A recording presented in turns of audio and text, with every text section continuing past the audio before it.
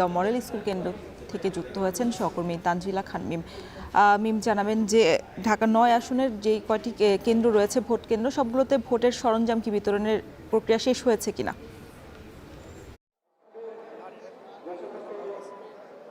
Rowshan, vote কেন্দ্রে আসলে নির্বাচনী সরঞ্জাম বিতরণের প্রক্রিয়া এখনো শেষ হয়নি।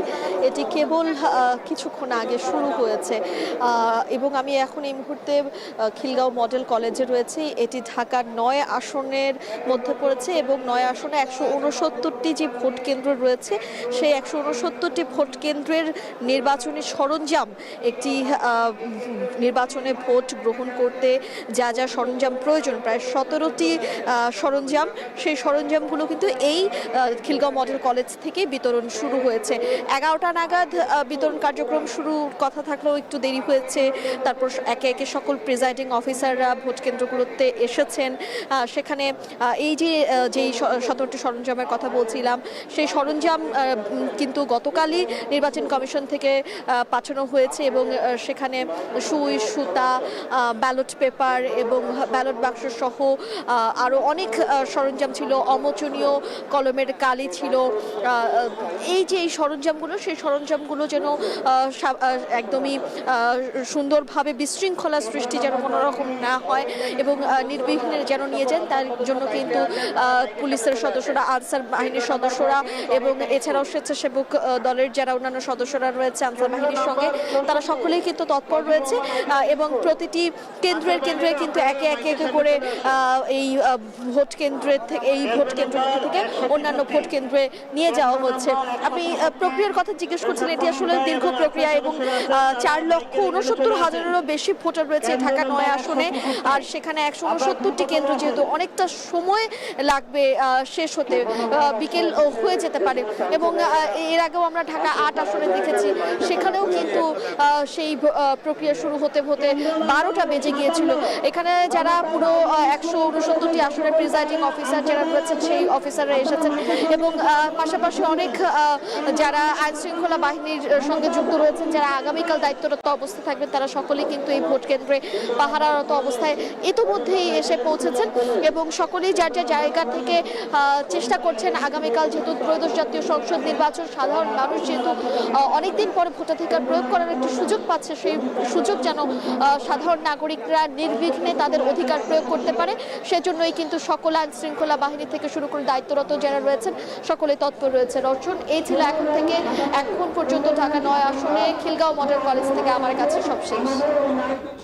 ঢাকা ৯ আসনের নির্বাচন সরঞ্জাম বিতরণের সবশেষ খবর জানাচ্ছিলেন তানজিলা খান মিম। আমরা এ বিষয়ে আরও বিস্তারিত জানতে চাই। আমাদের সাথে যুক্ত হয়েছেন সহকর্মী শাহরিয়ার জামান পুলক।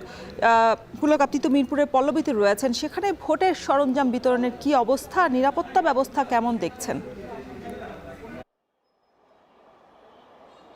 ধন্যবাদ। সকাল থেকে আজকে আমরা এই কেন্দ্রটিতে রয়েছি, মিরপুর বাংলা স্কুল অ্যান্ড কলেজে। এখানে মূলত এটি একটি কেন্দ্র ঢাকা ১৬ আসনের, তবে এইখান থেকে ঢাকা ১৬ আসনে যে সর্বমোট ১৩৭টি কেন্দ্র রয়েছে, সেই ১৩৭টি কেন্দ্রে এখান থেকে নির্বাচনী সরঞ্জাম বিতরণ করা হচ্ছে। সকাল থেকে আমরা দেখেছি কিছুটা বিলম্ব হয়েছে নির্বাচনী সরঞ্জাম প্রদান বা বিতরণের জন্য। যারা রিটার্নিং কর্মকর্তারা রয়েছেন তারা একটু ব্যস্ত সময় কাটিয়েছেন, যার ফলে একটু দেরিতে শুরু হয়েছে। তবে শুরু হয়েছে ১২টার কিছু পর এবং তখন থেকে কিন্তু এইখানে যে সর্বমোট ১৩৭টি কেন্দ্রের যে প্রিজার্ভিং অফিসার বা পোলিং অফিসার যারা রয়েছেন, তারা কিন্তু এখানে নির্বাচনী সরঞ্জাম গ্রহণ করার পরপরই কিন্তু তারা বুঝিয়ে নিচ্ছেন।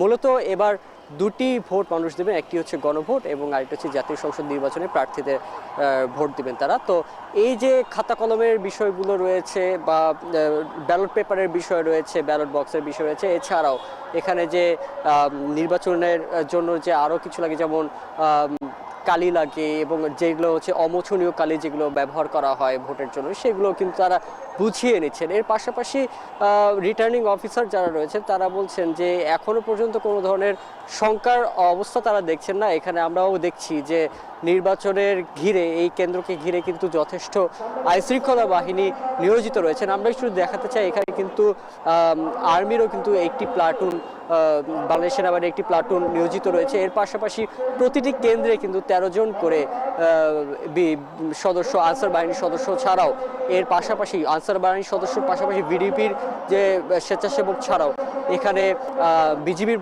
বাহিনীরও কিন্তু মোতায়েন রয়েছেন এবং তারা কিন্তু সার্বক্ষণিক এই যে কোনো ধরনের সমস্যা যদি হয়ে থাকে বা কোনো ধরনের যাতে মানুষের সমস্যা না হয়, প্রিজার্ভিং অফিসার সহ তাদের যাতে কোনো ধরনের ব্যাঘাত না ঘটে সেগুলো নিয়েই কিন্তু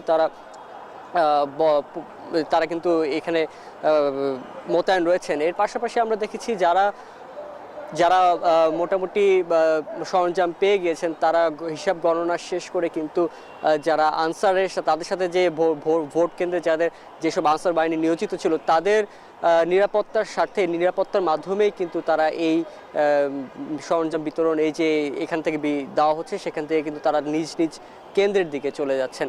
এর পাশাপাশি যদি একটু জানিয়ে রাখতে চাই যে সকাল থেকে এখনো পর্যন্ত বিকেল অবধি 137টি কেন্দ্রে ভোট পরিচালনার জন্য যে সরঞ্জামগুলো রয়েছে সেগুলো বিতরণ করা হবে। এরপরে মূলত যারা কেন্দ্রের যে প্রিজার্ভিং অফিসার রয়েছেন তারা নিজ নিজ কেন্দ্রে এইসব বিষয়গুলো যেগুলো নিরাপত্তার বিষয় রয়েছে সেগুলো কিন্তু আজকে তারা রাতের মধ্যেই শেষ করে ফেলবেন। তো এই ছিল আমার কাছে Mirpur Bangla school and college থেকে নির্বাচনী সরঞ্জাম বিতরণের সর্বশেষ। মিরপুরে ভোটের সরঞ্জাম বিতরণ এবং সংগ্রহ কার্যক্রমের সবশেষ খবর জানাচ্ছিলেন শাহরিয়ার জামান পুলক।